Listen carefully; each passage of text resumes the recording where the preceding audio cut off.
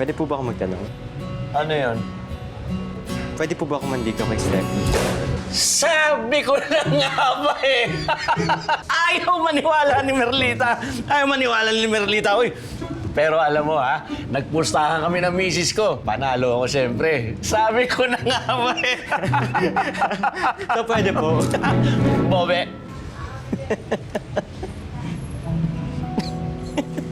Bakit po, Uncle? Oh, taranta ka naman agad. Ang ibig ko lang sabihin ha, hindi na ako yung magdidesisyon yan, di ba? 2022 na. Wala na akong karapatang pagsabihan yung anak ko kung sino bang pwede magligaw sa kanya o hindi. Ngayon, kung okay lang naman sa'yo, eh, pwede ko siyang kausapin, si Steffi. Di ba? Uncle! Oh. Thank you talaga. Thank you po siya. Ay, sige na, Otik Yalo. Siya talaga. Wala dito, ha? Thank you, Uncle. Thank you. Sige. Thank you, Uncle, ah. Magkano po yan? 500. Keep the change. Thank you po. Thank you. Thank you, ah. Thank you po. Ang ganda naman po nito.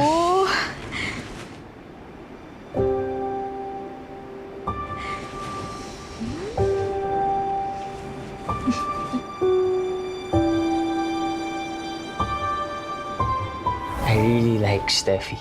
She's simple, smart, very pretty. Ibang-iba kay Jade.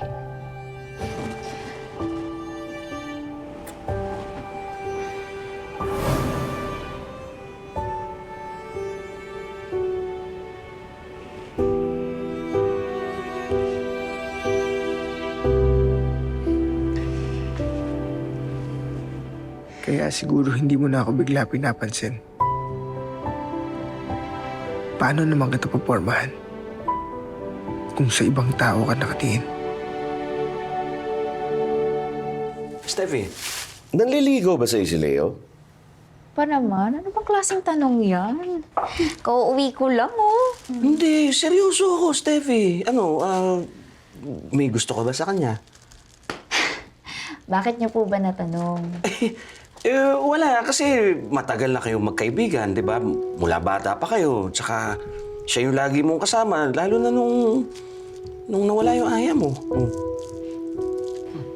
Gusto ko po siya. Pero, Pero? gusto ko po siyang kaibigan. Naku, para magkapatid na po kami noon. Okay. Leo, yung pagkakaibigan nyo ni Steffi, gusto ko yun. Maganda yung pagiging magkaibigan nyo. Ayoko ding masira yung pagkakaibigan nyo na yun ni Steffi, di ba?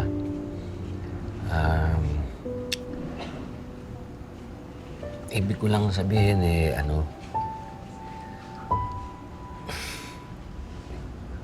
huwag ka na umasa, ha? Sorry.